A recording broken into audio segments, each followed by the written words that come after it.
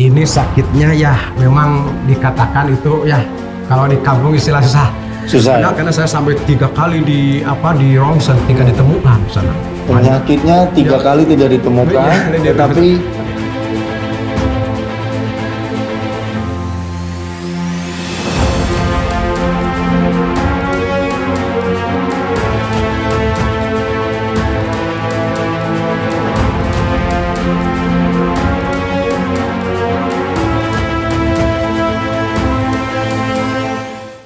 Assalamualaikum warahmatullahi wabarakatuh.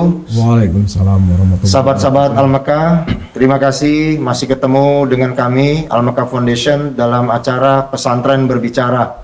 Sahabat-sahabat Al-Makkah, hari ini kami berada di Culamega di Pondok Pesantren Raudatul Hidayah, dan hari ini kami ingin ngobrol banyak dengan salah satu pemimpin pondok pesantren tersebut sehingga kita biar bisa tahu apa yang akan kita bicarakan hari ini.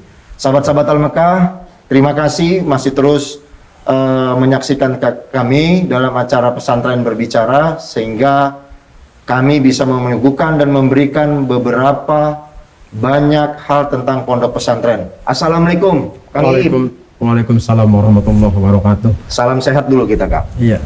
Sehat, Kang, ya?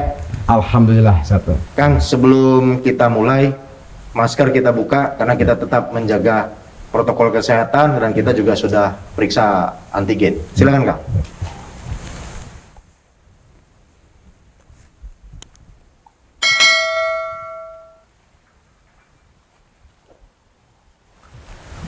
Ya, ini kan enak. Iya. Kang, kita ngobrol santai aja, karena kami terima kasih atas nama Al-Makkah, Akang Iip atau Ustadz Iip sudah mau menerima undangan kami untuk acara Pesantren Berbicara. Ya.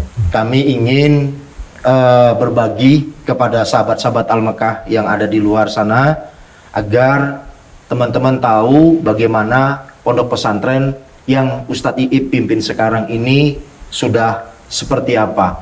Jadi gini, Kang, kira-kira sejarah dari pondok pesantren yang Akang pimpin sekarang bisa nggak diceritain ke teman-teman? Insyaallah. Silakan, Kang. Assalamualaikum warahmatullahi taala wabarakatuh. Waalaikumsalam warahmatullahi wabarakatuh. Alhamdulillah, jazakumullah kepada tim sahabat dari Al-Makkah yang telah jauh-jauh sampai ke tempat saya, ya dari kampung yang begitu ya jauh dari keramaian. Tapi alhamdulillah walaupun cuaca hujan sudah hampir 5 hari 6 hari, tapi bapak-bapak memaksakan bisa hadir. Saya ucapkan terima kasih yang sebanyak-banyaknya. Semoga menjadikan salah satu catatan amal soleh yang diterima oleh Allah Subhanahu wa Ta'ala. Pertama, alhamdulillah saya pendiri memang pertama antara tahun sekitar tanggal 12 Agustus tahun 1996 dulu. 96 ya. Pertama saya di sebelah AHA itu bawah sekitar 8 tahun di sana.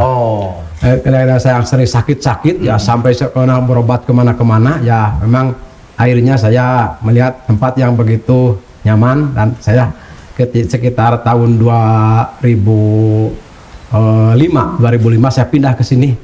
Alhamdulillah saya merintis baru pertama rumah saya. Setelah saya bikin rumah, nah saya itu ada yang memberi tanah di sana, itu masjid ya. Tanah wakaf masjid di sana. Nah, kata orang itu kamu harus pindah, tapi saya lah ingin di tempat tanah saya sendiri di sini. Biarlah masih di sana saya untuk mencari pahala yang lebih besar ya, biar melangkah sedikit saya ke sana. Nah setelah itu saya bikin di sini, setelah rumah saya bikin pertama ya bangunan sana, dulunya ini panggung ya, bambu ya, bambu. Ya sekitar tahun 2013 ada sedikit ya, ada dari masyarakat, swadaya masyarakat dan pengusaha ada bantuannya. Dan alhamdulillah sekitar kemarin tahun 2020 ya saya menerima bantuan ya. Alhamdulillah dari Bangub, alhamdulillah. Alhamdulillah saya bisa membangun seperti ini. Masya Allah. Itu alhamdulillah dengan swadaya masyarakat. Alhamdulillah saya bersyukur kepada pemerintah yang telah membantu saya. Apalagi sekarang saya bersyukur ada dari ya sahabat Al-Makkah yang sampai bahkan kemarin sekitar bulan Ramadan ada tim katanya dari Al-Makkah sedang ke Tasik saya. Ada itu istri saya mengatakan ada orang sana tamu ini bahkan memberi suatu alhamdulillah jazakumullah. Dan pada saat ini saya bertemu lagi yang kedua kalinya saya ucapkan yang sebesar-besarnya terima kasih. Kang, itu. Jadi sejarahnya ini kan 96. Ya 96 ya. Dulu 96 itu Akang di bawah. Iya di bawah di sana di bawah. Sehingga sakit. Saya sakit. Kepengen naik ke atas. Iya. Nah, gimana Kang perjuangan dari 96 sampai mulai tahun 2021 sekarang sehingga sampai bisa proses berdiri gedung ini?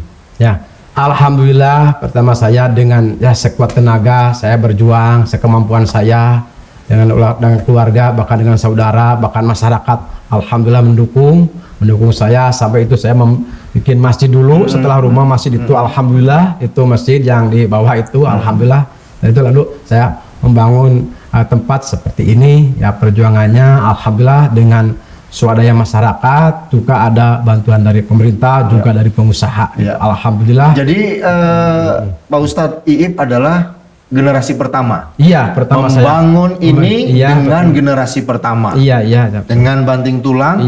Sehingga bekerja keras dari bawah naik ke atas. Tapi dari mulai awal itu masjidnya dulu yang dibangun atau memang sudah di atas ini dibangun? Ya di rumah dulu. Oh, rumah dulu. Baru masjid. Kalau kita boleh tahu masjidnya apa namanya, Pak Ustaz? Sama masjidnya Rodotul Hidayah sama. Oh, Rodotul Hidayah. Ini bukan yayasan, di sana ada DKM Rodotul Hidayah, Majelis Taklim Rodotul Hidayah, ada Diniyah Rodotul Hidayah. Ada Diniyah Rodotul Hidayah. Kemudian ada masjid DKM juga Rodotul Hidayah. Berarti namanya semua sama. Sama ya. Tapi dalam satu pengurusan. Iya, sama itu. Nah, pada saat Akang mau melaksanakan pembangunan pertama, masih ingat nggak Kang? Apa sih liku-liku yang Akang hadapi pertama kali waktu pada saat pengen membangun pesantren ini? Ya, yang paling itu saya berliku-liku dikarenakan saya ini namanya memang satu DKM tapi beda RT.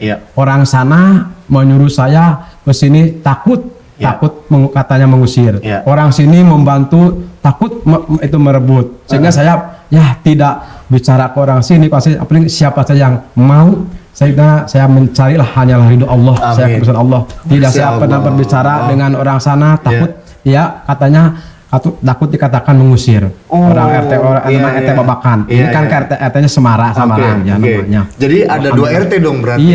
Mendamaikan itu untuk supaya tidak ada ketersinggungan. Iya, maka saya ada di tengah-tengah ini sekarang di tengah sehingga Rodotul Hidayah jadi berdiri. Iya, alhamdulillah. Dan inilah liku-liku yang paling ini. Jadi sahabat-sahabat Al-Makkah, Ustadz Iip ini membangun jadi di tengah-tengah. Jadi ada RT 1 di bawah, ada RT di atas. Bagaimana caranya untuk supaya tetap semua bersatu dan sehingga terjadi sekarang, maka sudah terlewati lah ini. Iya, alhamdulillah. Nah, tetapi ada lagi nggak yang menarik itu buat sahabat-sahabat Al-Makkah? Selain mendamaikan 2 RT ini, bagaimana Pak Ustadz Iip di tengah-tengah waktu pas saat membangun masjid? Itu yang paling susah. Pertama kan masjid DKM di sana. Oh, di bawah juga. Saya yang paling sulit ingin masyarakat menyetujui DKM pindah ke sini masjid ini sampai masyarakat biar saya. Yang penting saya permanenin tempatnya, diberesin tempat. Jadi akhirnya masyarakat meminta sendiri enak kalau tempat pindah ke sini. Jadi masyarakat malah yang yang mau. Jadi Rodotul Hidayah ini kayak idola jadi. Iya gitu. Jadi saking wanginya, sana mau juga, sini juga mau. Gitu. Karena sekarang jadi berarti menetapnya di RT apa namanya nih? Ini namanya di RT Samarang namanya. Samarang. Udah nggak di RT sana lagi. Dulu RT di sana ya. Sana Jadi dapat nggak kira-kira setengah-setengah? Apanya? Setengah-setengah itu dalam arti kata berapa tahun di bawah? Di tahun sudah 8 tahun. 8 tahun di bawah. Dan yang sekarang di sini? Ya sampai sekarang 2001 sekitar 13 tahun. 13 tahun. Jadi udah banyak di sini ya. Alhamdulillah saya. Jadi gini Kang. Waktu pada saat 96. Iya. Waktu masih di bawah. Iya. Berapa banyak santri yang Akang miliki? Memang saya dulu yang masih itu dikenakan saya sedikit demi sedikit itu dulu santri masih banyak sedang di sana karena saya masih pertama ya masih harum di masyarakat. Ketika saya pindah ke sini masyarakat takut nanti ditinggalin lagi. Jadi sampai sekarang masih trauma masyarakat itu. Mempercayai saya takut ini dibangun, takut target tinggalkan lagi, pindah lagi. Itu. Jadi sebenarnya bukan jadi santriwan-santriwatinya yang kalong, jadi dia takutnya pulang. Iya gitu. Takut ya. Oh gitu ya. Jadi kira-kira kalau perkiraan 96 dulu dapat santriwan-santriwati yang kalong maupun yang enggak pun nginep berapa banyak? Dulu sampai 83 orang. 83 orang sampai dulu pernah di sana itu. Itu berimbang nggak laki-laki dan perempuan? Laki-laki sekitar 40 orang. Sisanya perempuan. Sisanya perempuannya itu. Nah, itu masih di dalam lingkungan satu RT di sini swakelola aja atau ada dari luar? Bahkan dari luar, banyak kan dulu dari luar sampai dari luar desa pun ada sampai dari luar desa pun ada. Ada, alhamdulillah. Jadi ketika itu saya sering sakit, banyak santri saya sakit. Nanti ketika saya cukup bisa ini santri ketika banyak saya sakit lagi gitu. Jadi kalau boleh tahu dulu sakitnya itu apa? Ini sakitnya ya memang dikatakan itu ya kalau di kampung istilah susah ya, karena saya sampai 3 kali di rongsen 3 ditemukan sana. Penyakitnya 3 kali tidak ditemukan, tapi kalau terasa seolah-olah saya akan sampai di sini kata waktu itu. Tapi tetap ya. Alhamdulillah. Karena jihad fisabilillah itu tadi. Sampai orang kan saya pendatang dari Sodong Hilir, orang tua dan masyarakat sampai mengambil saya harus pindah ke sana. Tapi kata saya mati pun dimanapun tidak akan terhalangi. Tetap akan saya kembali. Sampai yang penting istri dan keluarga saya mendukung saya. Iya, amin. Itu, alhamdulillah sampai sekarang. Alhamdulillah sampai sehat sekarang. Iya, alhamdulillah. Tapi kalau waktu Mas sudah pindah sering sakit nggak? Alhamdulillah sampai sekarang saya sudah mulai enggak. Ya masih. Tapi Pak Ustadz percaya kalau penyakit itu datang dari Allah. Dari Allah, yakin. Bahkan saya. Dan sembuhnya tetap kembali dari Allah. Iya, yakin. Jadi gini teman-teman.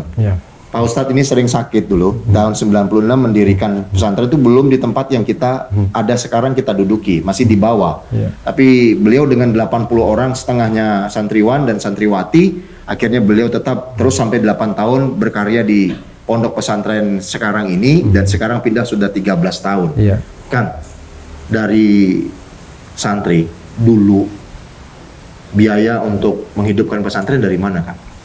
Saya ya dengan sukarelawan saya tidak mentargetkan untuk biaya atau iuran. Saya sebebasnya sukarelawan ya, sukarelawan masyarakat siapapun. Kalau yang penting kamu siap ngaji, siap hadir ya, ada milik saya silahkan saya akan terima, tidak akan menolak pemberian dan saya tidak akan meminta dan menjatahkan. Bagaimana sukarelawan saya masjid itu tidak ada jatah-jatah target membangun masjid. Bahkan saya tidak pernah 21 tahun tidak pernah saya menargetkan ke masyarakat meminta jatah untuk pembangunan. Sukarelawan dari masyarakat. Alhamdulillah. Apapun yang diberikan tetap diterima. Iya, alhamdulillah gitu. Tapi saya tidak menargetkan jatah dan sebagainya kepada masyarakat. Ke santri pun seperti itu saya. Dulu waktu 96 di pesantren sudah ada penerangan belum? Belum masih kena lampu patromak ya. Dulu ya. Tahun berapa masuk ke ada listrik? Ini 2013 baru ada tiang listrik ya. Dan bahkan saya yang berjuangnya pertama ini sampai Jawa saya ini. Nah, kan kalau misalnya dulu masih pakai lampu, oke lah, kita bilang belum ada biaya penerangan. Nah, sekarang 2013 ke 2021 ini kan sudah mau hampir sekitar 9 tahunan lebih. Nah, ini biaya untuk penerangan, perawatan dari mana? Alhamdulillah ya, dengan biiznillah saya lah dengan sukarelawan ikhlas. Alhamdulillah ini bahkan saya bisa hidup. Saya alhamdulillah tidak pernah saya mengeluh urusan ekonomi. Alhamdulillah saya tidak pernah, tapi saya itu dalam hal untuk pribadi ya, untuk pribadi saya tidak pernah mengeluh tapi ketika memang itu ketika keinginan umpamanya ingin membangun dan sebagainya ada sedikit keluhan. Tapi walaupun keluhan tersebut saya tidak pernah langsung meminta kepada masyarakat, tapi saya mengerahkan kemampuan saya yang dimiliki. Doanya bapak-bapak, ibu-ibu, saya akan membuka tempat mengaji. Barangkali saya punya ini bata sekian, tolong doanya saya dilancarkan. akhirnya masyarakat gitu. Akhirnya masyarakat patungan. Patungan ya alhamdulillah. Dan kita nggak pernah kekurangan. Alhamdulillah. Dan kita masih bisa berjalan. Iya alhamdulillah. Dan sampai 2021 pun juga masih bisa eksis. Alhamdulillah. Saya nggak pernah terpikir, Pak Ustadz. Iya. Kalau saya jadi Pak Ustadz, kami Al-Mekah pasti nggak mampu. Karena apa? Di zaman sekarang ini semuanya itu harus menggunakan biaya. Iya. Kita tahu, kan begitu. Iya. Saya kasih bocoran sedikit lah, Pak Ustadz. Kira-kira kalau anak ngaji, biasanya ngasih Pak Ustadznya berapa sih? Ya, memang tidak bisa ditentukan. Iya, memang tidak ditentukan. Iya. Hitung Tapi- aja rata-rata, ya sedikit lah. Rata-rata lah kayak 10.000 per bulan. Ya, 10 per bulan. 10.000 sebulan. Iya, Jadi sahabat-sahabat Al-Mekah, iya, 10.000 sebulan. kita nggak pernah menjumpai di pondok pesantren yang ada pun kita datangin itu sampai di angka 200.000, 300.000 para santri itu dipungut biaya. Asal mau ngaji saja dan datang, Iya itu. Ustadz Iip tetap akan memberikan pelajaran pengajian tersebut. Iya. Memang itu kebanggaan saya ketika ada santri yang mengaji, bukan uang lah sebenarnya. Ada santri saya bahagia. Kalau tidak saya mengeluh. Dan justru kalau ada uang pun, Iya. nggak ada santrinya juga pasti nggak akan bahagia. Iya. Jadi kebahagiaan itu datangnya dari santri. Iya. Kebahagiaan itu datangnya dari santri, Iya. sehingga Ustadz Iip kalau nggak ada santrinya itu nggak bahagia. Iya. Sehingga bisa ada efek di dalam dirinya Pak Ustadz, percuma. Adapun iuran diberikan, tetapi nggak ada santrinya. Iya. Nah, kita pun juga nggak inilah ya, Pak Ustadz. Kita bagaimanapun juga saat ini butuh kesejahteraan. Iya. Pengurus yang ada di pondok pesantren ada berapa Pak Ustadz? Pengurus ada itu 7 orang. 7 orang. ya. Udah sama pengajar belum? Ya, itu berikut pengajar itu. Udah ikut pengajar. Pengajar Kalau itu. pengurus inti? Pengurus inti memang saya sendirilah, keluarga itu. Iya, berarti pengurus inti keluarga. Iya, Pengajarnya? Iya.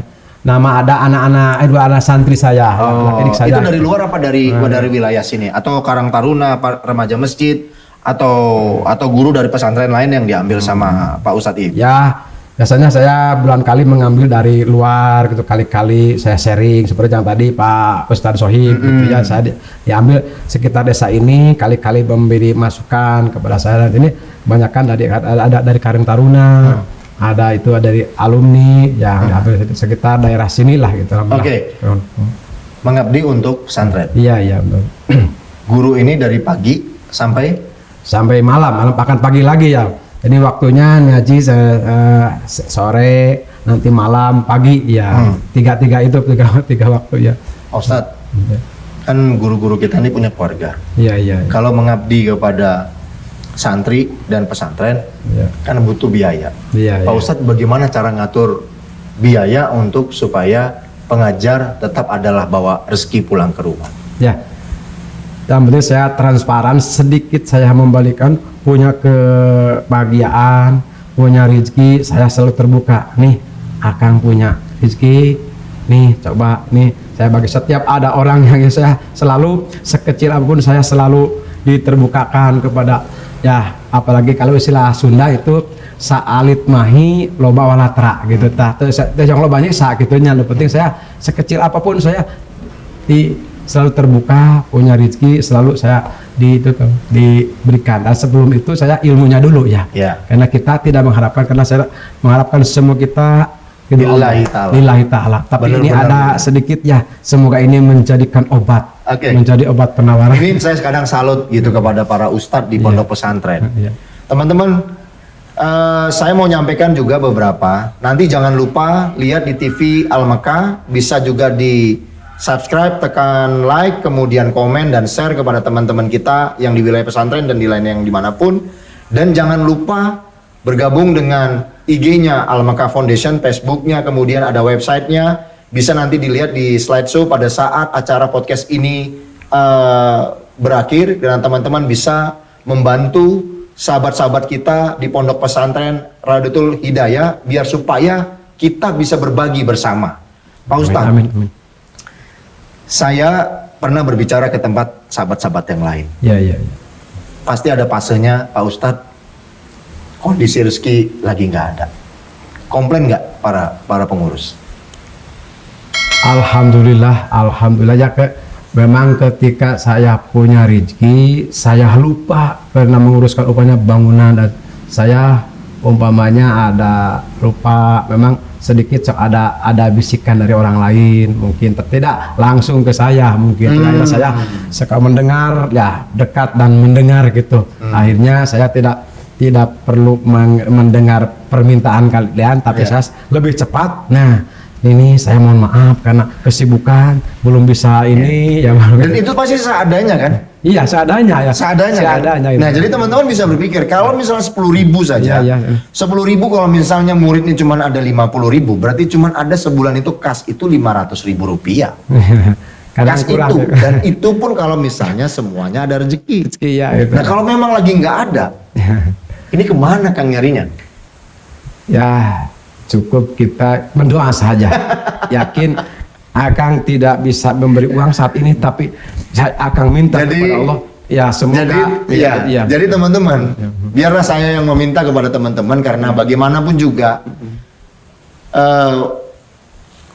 Ustadz Iip itu tidak akan pernah mau berbicara dari mana. Karena bagaimanapun juga seorang Ustadz itu bisa teruji, sahabat-sahabat semuanya, tidak akan pernah meminta kepada siapapun, karena tidak pernah mau bergantung kepada siapapun, tetapi bergantung kepada Allah Subhanahu wa Ta'ala. Biarkan kami Al-Makkah yang meminta, dan kami yang menjemput rezeki ini, biar kita bisa berbagi dengan pondok pesantrennya Kak Ustadz Iip. Jadi teman-teman, apabila memiliki sedikit rezeki dan infaknya, sikitkanlah sedikit rezeki tersebut, biar kita bisa ketemu dengan Ustadz Iip dan kita antar langsung nanti. Amin. Dan teman-teman bisa melihat perjalanannya sangat my trip, my pesantren. Ini benar-benar jalan itu saya ngelihat, wah tadi itu embun, hujan, kemudian wah saya bilang ini luar biasa ini. Kang, status tanah pesantren kita ini sekarang seperti apa? Ini milik pribadi ya, kepengurusan ya? Pribadi ya. Nggak ada hibah? Tidak ada yang milik pribadi. Baru itu saja masjid memang itu wakaf itu. Oh, jadi kalau ini memang sudah perjuangannya Ustadz Iip sehingga bisa sampai sekarang ini. Iya. Tapi tidak pernah ada masalah. Alhamdulillah. Nah, ini saya dengan keluarga, bahkan keluarga langsung respon. Minta ini tanah itu memang dulu itu tempat istilahnya ya tempat makan orang tua saya, itu istri saya, tanah ini mau sawah gitu, hasil penghasilan dari sini. Tapi dengan dia yakin bahkan alhamdulillah saya selalu ya ketika ada milik dipertamakan itu orang tua saya ya. Katanya pada istri jangan dulu lapor kepada kalau ada orang tua dulu kan. Orang duluan. Iya. Orang tua ada dulu kan. Karena udah ngajar. Iya. Santri sudah mulai besar-besar. Iya. Santriwati juga udah mulai besar. Keunggulan dari pelajaran di pesantren Akang apa sih keunggulannya? Ini saya prioritas Al-Quran. Memang saya hobi tilawah ya. Iya, saya hobi Al-Quran. Tilawah? Iya. Dari dulu? Iya, dari dulu saya memang itu hobinya. Nah, pernah ikut perlombaan? Pernah. Alhamdulillah yang udah sampai yang tingkat kabupaten pernah gitu ya, mengantarkan dikenakan dari kampung, mungkin dia tidak sampai ke sana karena itu di jalan pun dia mabuk dan sebagainya gitu. Akhirnya lah saya bersyukur sampai juara kabupaten pun, sampai kabupaten alhamdulillah gitu pernah. Masya Allah. Jadi pelajaran yang paling diunggulkan adalah Al-Quran. Al-Quran saya tilawah. Jadi teman-teman, kita minta sedikit sama Ustadz Iip, satu ayat aja kita dengarkan Ustadz Iip untuk melantunkan satu ayat. Silakan, ini kameranya. A'udzu billahi minasyaitonir rajim.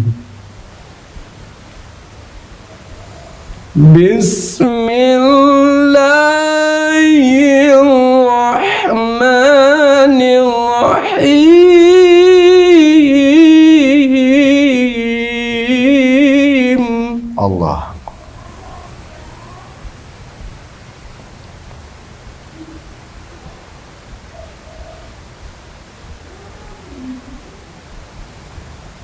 وَقَدْ جَاءَ الْحَقُّ إِنَّ الْبَاطِلَ كَانَ زَهُوقًا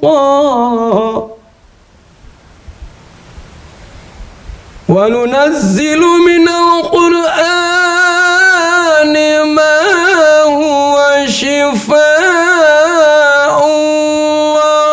rahmatul lil mu'minin Allah. wa la yazidu zalimina illa khasara. Sadaqallahul azim wallahu a'lam bimuradi. Masya Allah, saya merinding. Terima kasih Pak Ustadz. Jadi ini yang diajarkan Iya, sama anak-anak. Iya. Dan itu langsung Ustadz Iip yang ngajarkan. Iya, saya sendiri. Dan sudah ada generasi diturunkan nggak? Alhamdulillah ada, kali-kali saya sedang ada halangan, ada. Iya, kan pasti kan Ustadz Iip pasti ada kondangan atau Iya. ada acara keluarga, Iya, itu. atau dipanggil ke seluruh yayasan pondok Iya, pesantren yang ada di daerah Jawa Barat, pasti akan mengikuti Ya, itu. bahkan Pasti saya ada. Ya. Alhamdulillah saya kebetulan saya ketua LPTQ kecamatan saya. Ya, setiap itu bulan ada pembinaan di kecamatan saya sendiri itu. Ya, alhamdulillah. Jadi kegiatan itu Iya. bisa ikutnya di wilayah kecamatan, desa atau sampai kabupaten. Ya, saya sampai kabupaten bahkan Sampai kabupaten ya. Prestasi apa yang pernah dicapai? Juara Saya pernah menjadi dewan juri di kabupaten pada Oh, tahun dewan 2003 saya pernah 3 tahun. Jadi dewan juri betul-betul. kabupaten, iya. Sehingga sekarang ada santri 29 sekarang ini 2021 pernah ikut lagi nggak? Kena Covid ya? Ya, sudah 2 tahun ya. Ini tidak ikut, tapi Tidak biasanya ikut. setiap tahun misalnya nggak normal tetap ada ikut. Alhamdulillah gitu. Ada perwakilan. Ada perwakilan kirim berapa orang biasa? Ya, biasanya itu dalam tilawah, tahfidz, ada sekitaran 2 orang 3 orang mah ya. Alhamdulillah. Jadi teman-teman udah bisa dengar bagaimana melantunkan suara Al-Quran dari Ustadz Iip itu tidak mudah. Semua santri yang di sini diunggulkan untuk belajar seperti itu. Kelak nanti akan tersebar kori-kori ya, Iya, iya. kori-kori terbaik sehingga bisa sampai nasional dan internasional. Amin, amin, Mudah-mudahan. amin. Kang, pernah dapat bantuan nggak dari luar? Dari luar Maksudnya di luar di Indonesia? Oh, pernah dulu dari Sarjah Sariti ya di Kuwait ya dulu. Itu waktu pembangunan masjid di sana. Nah, kebetulan ada pengusaha di sini kan ditarget harus 3 bulan harus selesai. Baru pondasi malah dia itu uang dikembalikan. Itu karena ditarget waktunya harus beres 3 bulan dan dijatah itu ukurannya kecil 7 ke 9 itu masjidnya. Dulu pertama saya mendapat bantuan. Iya. Ya, katanya nampi kunci. Nampi kunci di pekerja dari sana. Nah, Ya, itu pernah. dia ngasih bantuan, Iya. meminta 3 bulan, Iya, harus beres. jadi. Iya, Kalau nggak jadi. uang dikembalikan. Bukan. Jadi masyarakat ini toko jadi merasa keberatan. Oh, Merasa keberatan, jadi merasa akhirnya. terhantui Iya, jadinya. terhantui, iya. Kenapa sih bikin masjid harus ditarget kan Iya, begitu? Ya gitu. kalau mau Kalau sumbang belum- sumbang aja ya. Iya, ya itu. Teman-teman sekalian jadi agak Iya. menarik ini jadi Iya, itu. ceritanya. Nah, itu. Jadi kalau saya tanya itu biasanya ada nggak bantuan dari luar gitu. Luar tuh bukan di dalam kita dalam negeri. Biasanya pesantren itu suka ada sumbangan dari luar negeri. Iya. Dibikin untuk apa? Supaya kita tahu oh berarti untuk kegiatan administrasi internasionalnya berjalan. Karena Iya, siapa tahu teman-teman Al-Mekah di luar sana kan banyak. Iya. Jadi kalau misal ditayangkan ada pihak lain ingin membantu pesantren kita, ya itu lewat bisa langsung ke pesantrennya Ustadz Iip dan bisa juga ke Al-Mekah dan Iya, itu iya. nanti pasti akan kita Iya. dorong semuanya. Iya, Tapi iya, kalau iya. ditargetkan itu ya saya otomatis juga pastikan keberatan ya. Itu masalahnya. Dan agak sedikit bagi saya ini adalah pengalaman pertama saya mewawancarai segitu banyaknya pesantren baru mendapatkan bantuan dari pihak luar, tetapi ditargetkan 3 bulan. Akhirnya masyarakat di sini Iya. tidak mampu dan akhirnya dikembalikan. Iya, benar. Kurang lebih berapa kan? Itu targetnya sekitar pokoknya itu nampi tidak menentukan uangnya. Apapun dari sana. Menerima masjid kunci beres dari sana. Tidak menentukan besaran uang. Pokoknya jadi 3 bulan, 3 bulan. berapa jumlahnya mereka bayar. Iya gitu. Kalau enggak usah. Nggak usah, iya. Akhirnya ditolak. Iya. Sampai di tangan masyarakat dan jadi sekarang. Iya, Dan sudah alhamdulillah. dipakai sholat Jumat. Iya, alhamdulillah gitu. Alhamdulillah. Jadi pernah dibantu, tetapi seperti itu, Kang. Kebutuhan urgen apa sih Kang dititipkan kepada Al-Mekah? Akang kepengen ngomong apa sih sama Al-Mekah? Akang kan masih punya cita-cita panjang lagi. Biasanya kami ingin meminta kepada pondok pesantren menitipkan kepada kami apa sih yang kebutuhan Akang yang saat ini biar supaya regulernya tetap berjalan untuk para santriwan dan santriwati? Ini Kang, ada kameranya. Ya, memang ini kalau Al-Makah ingin membantu saya berjuang menegakkan nilai kalimatillah, sebelumnya saya ucapkan jazakumullah khairan kasih dunia wal akhirah. Bahkan saya memang itu saya kata meminta saya sekaligus kalau saya diberi tidak akan menolak. Ya. Alhamdulillah, kalau ini ada tawaran untuk permintaan dari saya insya Allah saya diantaranya saya masih mengharapkan bangunan yang memadai, diantaranya ini perlu tanah, pembelian tanah dan sebagainya. Itu bahkan saya itu ingin pembangunan untuk asrama yang memadai gitu, yang dan juga MCK yang memadai, itu diantaranya. Dan selanjutnya itu yang dikatakan oleh Pak Ustadz tadi, diantara saya tidak bisa menentukan untuk belas kasihan kepada orang-orang yang membantu saya tidak bisa menentukan per bulan saya karena itu tidak punya ini pemasukan yang tetap gitu itu. Dan kalau itu saya itu sangat saya mengharapkan itu sehingga saya bisa sedikitlah bisa memberikan. Iya. Jadi teman-teman Al-Makah, saya dititipin lagi sama Ustadz Iip yaitu Rodotul Hidayah. Iya. Beliau pengen punya kobong, pengen punya MCK yang layak plus dengan fasilitas yang ada, dan nggak perlu mahal sebenarnya. Tapi pernah punya ngitung nggak sih, Pak Ustadz Iip, berapa sih dulu modal yang pernah Ustadz Iip itu kan punya perencanaan lah, berapa sih modal yang diperlukan? Nah, saya tidak bisa menentukan Pak Ustadz, namanya saya lah permintaan sekecil apapun saya akan terima, apalagi besar gitu ya. Saya inilah penting kemampuan dari Al-Makah membantu saya, dan itu saya sangat harapkan tidak akan melihat besar dan kecilnya, tapi saya penghormatannya, pemberiannya yang saya beri jadikan harapan saya. Jadi teman-teman, Ustadz Iip ini tidak saya pernah ngomong ke beliau, jangan pernah meminta kepada orang lain, biar saya yang meminta kepada teman-teman baik swasta, pemerintah, kemudian sahabat-sahabat baik di menengah ke atas, menengah di bawah, siapapun. Kalau kita mau gotong royong ingin membantu pesantrennya Ustadz Iip Rodotul Hidayah, insya Allah mudah-mudahan Allah akan kasih jalan buat kita, rezeki yang berlebih, kesehatan yang berlebih, kebahagiaan dunia dan akhirat. Insya Allah mudah-mudahan itu pasti akan didoai sama Ustadz Iip dan para pesantren. Dan mudah-mudahan lagi kita bisa berkunjung silaturahmi ramai-ramai, bisa sampai ke tempat Pak Ustadz. Pak Ustadz, itu titipan sudah saya catat. Insya Allah mudah-mudahan besar kecilnya nanti akan kami inikan, kami akan berjuang sama-sama dengan Pak Ustadz untuk supaya kita bisa mendapatkan hal yang lebih baik. Amin, amin. Pak Ustadz, dengan adanya pesantren berbicara, apa sih kritik dan sarannya Pak Ustadz kepada kami Al-Makah, biar kami terus bertahan untuk berbuat seperti ini kepada seluruh para ustadz, para kiai ajengan dan para pesantren? Apa sih saran dari Pak Ustadz? Saran dari saya yang pertama, ini sarannya saya memang tidak bisa dikatakan dengan perkataan sangat bahagianya atas kedatangannya, kehadirannya ke tempat yang seperti ini, kampung, dan kritiknya mohon karena ini perbuatan yang sangat mulia menurut saya, mohon dipertahankan dan lebih ditingkatkan. Amin. Dan semoga hakikatnya Allah memberikan kepercayaan. Amin. Dan syariatnya para donatur lebih memperhatikan, dikarenakan benar-benar ikhlas perjuangan Bapak, tidak mengharapkan apa-apa sampai ke sini, tidak akan tidak memberikan bocoran ke sini sehingga saya tidak ini benar-benar ada keikhlasan yang istilah tidak bisa dibayangkan besarnya. Tapi itu, ternyata biar teman-teman lain tahu, menarik kan dengan acara ini? Alhamdulillah. Ngobrolnya santai kan? Iya. Nggak ada ngobrolan lain-lain? Iya. Ya, ini yang saya harap. Jadi kami tetap akan terima kasih ke Pak Ustadz, terus kami didoakan agar kami singgah ke pesantren sahabat-sahabatnya Pak Ustadz yang lainnya.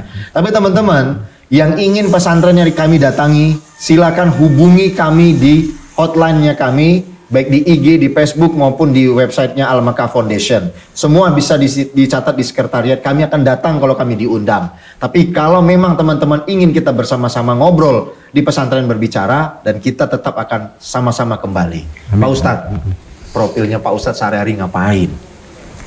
Sehari-hari saya tidak ada pekerjaan cumanlah saya berkhidmah pada hakikatnya kepada Allah, beribadah kepada masyarakat, sehingga saya mewakafkan diri.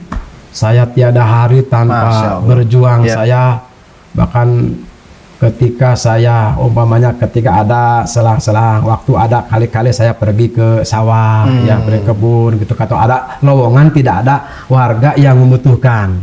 Selama itu siang malam ke sana kemarin, saya ini sejak mewakafkan diri kepada masyarakat, kepada rakyat, kepada masyarakat yang siap apa saya ingin yang bermanfaat. Karena itu saya ingin khairun nasi antahum linas. Ya. Saya ingin menjadi orang yang Masya Allah. bermanfaat, Masya yang Allah. bermanfaat apapun. Karena saya Allah. kalau kondisi saya tenaga seperti ini, Ya. saya punya pola pikir dan sebagainya. Saya itu perjuangan saya. Perbuatan sehari tidak punya pekerjaan tetap saya. Cuman itu mengabdi kepada saya. Bisnis kecil-kecilan? Tidak, saya tidak bisa gitu. Tidak. Hanya bersawah? Iya, bersawah gitu ya. Sawah itu ada wakaf, ada 2 tempat, itu ada 2 itu wakaf. Oke, Itu, ya. jadi hanya itu yang dikelola? Iya itu. Pak Ustadz, anak berapa sih? Saya anak 3. Perempuan laki berapa? Laki 3, 1 perempuan. Yang 2 sedang kuliah, sekarang 2 di yang 1 di Unsil, yang kedua di Unigal di Galuh. Oh. Yang ketiga baru masuk SD sekarang. Oh, Ya. oh Ya. ada yang maksudnya- kecil ya? Ya jauh itu. Nyusul ya? Iya iya. Masuk SD itu. Pak Ustadz, ini karena masalah COVID. Iya iya. Kita PSBB udah kita lewati, Ya, PPKM diperpanjang. Iya iya iya.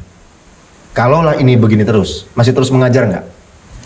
Saya insya Allah saya akan mengajar seterusnya walaupun bagaimana, karena ini syariat ya, perjuangan saya dan masyarakat. Sekecil apapun saya akan berjalan, sekecil 2-3 bulan saya akan tetap menghadapi umat masyarakat dengan tetap mematuhi protokol kesehatan. Insya Allah saya yang kiranya pemerintah anjurkan, saya akan siap melaksanakan apapun yang dilakukan pemerintah. Tapi mengikuti protokol kesehatan. Iya, Prokes insya Allah. tetap dijalankan. Dijalankan, iya. Tapi insya apa Allah. sih sarannya Pak Ustadz kepada kami Al-Mekah dan kemudian sahabat-sahabat di luar di sana? Ini kan masalah COVID ini kan memang nggak bisa main-main. Iya iya. Iya. Bisa nggak dikasih sedikit pandangan dari Pak Ustadz terhadap prokes kita sekarang ini? Biar teman-teman tahu kalau pesantren itu mengikuti prokes. Ya, prinsip saya seperti ini. Saya takut dengan corona, Ya. tapi lebih takut dengan pencipta corona, Ya. dengan Allah saya. Ya. Dengan orang itu sekuat tenaga, istilah tema untuk bagaimana yang diprogramkan oleh pemerintah, saya usahakan. Itu tanda saya takut oleh corona.